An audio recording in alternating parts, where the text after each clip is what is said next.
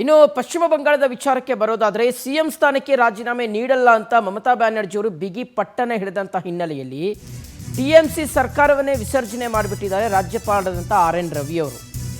CM ಸ್ಥಾನಕ್ಕೆ ರಾಜೀನಾಮೆ ಕೊಡೋದೇ ಇಲ್ಲ ಅಂತ ಮಮತಾ ಬ್ಯಾನರ್ಜಿ ಅವರು ಬಿಗಿ ಪಟ್ಟನೆ ಹಿಡ್ಕೊಂಡ್ರು. ಟಿಎಂಸಿ ಸರ್ಕಾರ ಮತ್ತು ಸಂಪುಟವನ್ನೇ ವಿಸರ್ಜನೆಗೊಳಿಸಿದ್ದಾರೆ, ಅಸೆಂಬ್ಲಿಯನ್ನೇ ಡಿಸಾಲ್ವ್ ಮಾಡಿದ್ದಾರೆ ರಾಜ್ಯಪಾಲರು. ಒಂದು ಆಲ್ರೆಡಿ ಅವಧಿ ಮುಕ್ತಾಯ ಆಗಿದೆ, ಬೈ ಡಿಫಾಲ್ಟ್ ಅದು ಡಿಸಾಲ್ವ್ ಆಗುತ್ತೆ. ಎರಡನೆಯದು ಮಮತಾ ಬ್ಯಾನರ್ಜಿ ಅವರು ರಾಜೀನಾಮೆಯನ್ನೇ ಕೊಡಲ್ಲ ಅಂತ ಕೂತಿದ್ರು, ಹಠ ಹಿಡ್ಕೊಂಡು ಕೂತಿದ್ರು. ರಾಜೀನಾಮೆ ನೀವು ಕೊಡದೆ ಹೋಗಿ, ನೀವು ಕೊಟ್ಟರೆ ಗೌರವಯುತವಾಗಿ ನೀವು ಅದನ್ನು ಕೊಟ್ಟು ನೀವು ಹೋಗ್ತೀರಿ ಅನ್ನುವ ಲೆಕ್ಕಾಚಾರ. ಕೊಡಲಿಲ್ಲ ಅಂದರೆ ಏನು ಮಾಡೋಕ್ಕಾಗಲ್ಲ ಅಂದ್ಬಿಟ್ಟು ಏನು ಮಾಡಿದ್ದಾರೆ ಆರ್.ಎನ್. ರವಿ ಅವರು. ಬಹುಶಃ ಆರ್.ಎನ್. ರವಿ ಅವರು ಈ ರೀತಿಯಂಥ ನಿರ್ಧಾರಗಳಿಗೆ ಸಿಕ್ಕಾಪಟ್ಟೆ ಫೇಮಸ್. ತಮಿಳುನಾಡಿನ ರಾಜ್ಯಪಾಲರಾಗಿದ್ದರು ಈ ಹಿಂದೆ, ಈಗ ಅವರು ಪಶ್ಚಿಮ ಬಂಗಾಳದ ರಾಜ್ಯಪಾಲರಾಗಿದ್ದಾರೆ.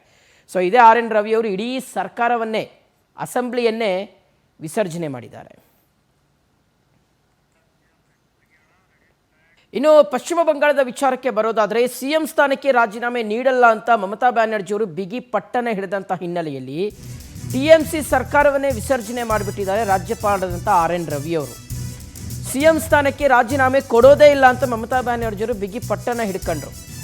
ಟಿಎಂಸಿ ಸರ್ಕಾರ ಮತ್ತು ಸಂಪುಟವನ್ನೇ ವಿಸರ್ಜನೆಗೊಳಿಸಿದ್ದಾರೆ, ಅಸೆಂಬ್ಲಿಯನ್ನೇ ಡಿಸಾಲ್ವ್ ಮಾಡಿದ್ದಾರೆ ರಾಜ್ಯಪಾಲರು. ಒಂದು ಆಲ್ರೆಡಿ ಅವಧಿ ಮುಕ್ತಾಯ ಆಗಿದೆ, ಬೈ ಡಿಫಾಲ್ಟ್ ಅದು ಡಿಸಾಲ್ವ್ ಆಗುತ್ತೆ. ಎರಡನೆಯದು ಮಮತಾ ಬ್ಯಾನರ್ಜಿ ಅವರು ರಾಜೀನಾಮೆಯನ್ನೇ ಕೊಡಲ್ಲ ಅಂತ ಕೂತಿದ್ರು, ಹಠ ಹಿಡ್ಕೊಂಡು ಕೂತಿದ್ರು. ರಾಜೀನಾಮೆ ನೀವು ಕೊಡದೆ ಹೋಗಿ, ನೀವು ಕೊಟ್ಟರೆ ಗೌರವಯುತವಾಗಿ ನೀವು ಅದನ್ನು ಕೊಟ್ಟು ನೀವು ಹೋಗ್ತೀರಿ ಅನ್ನುವ ಲೆಕ್ಕಾಚಾರ. ಕೊಡಲಿಲ್ಲ ಅಂದರೆ ಏನು ಮಾಡೋಕ್ಕಾಗಲ್ಲ ಅಂದ್ಬಿಟ್ಟು ಏನು ಮಾಡಿದ್ದಾರೆ ಆರ್.ಎನ್. ರವಿ ಅವರು. ಬಹುಶಃ ಆರ್.ಎನ್. ರವಿ ಅವರು ಈ ರೀತಿಯಂಥ ನಿರ್ಧಾರಗಳಿಗೆ ಸಿಕ್ಕಾಪಟ್ಟೆ ಫೇಮಸ್. ತಮಿಳುನಾಡಿನ ರಾಜ್ಯಪಾಲರಾಗಿದ್ದರು ಈ ಹಿಂದೆ, ಈಗ ಅವರು ಪಶ್ಚಿಮ ಬಂಗಾಳದ ರಾಜ್ಯಪಾಲರಾಗಿದ್ದಾರೆ. ಸೊ ಇದೇ ಆರ್.ಎನ್. ರವಿ ಅವರು ಇಡೀ ಸರ್ಕಾರವನ್ನೇ, ಅಸೆಂಬ್ಲಿಯನ್ನೇ ವಿಸರ್ಜನೆ ಮಾಡಿದ್ದಾರೆ.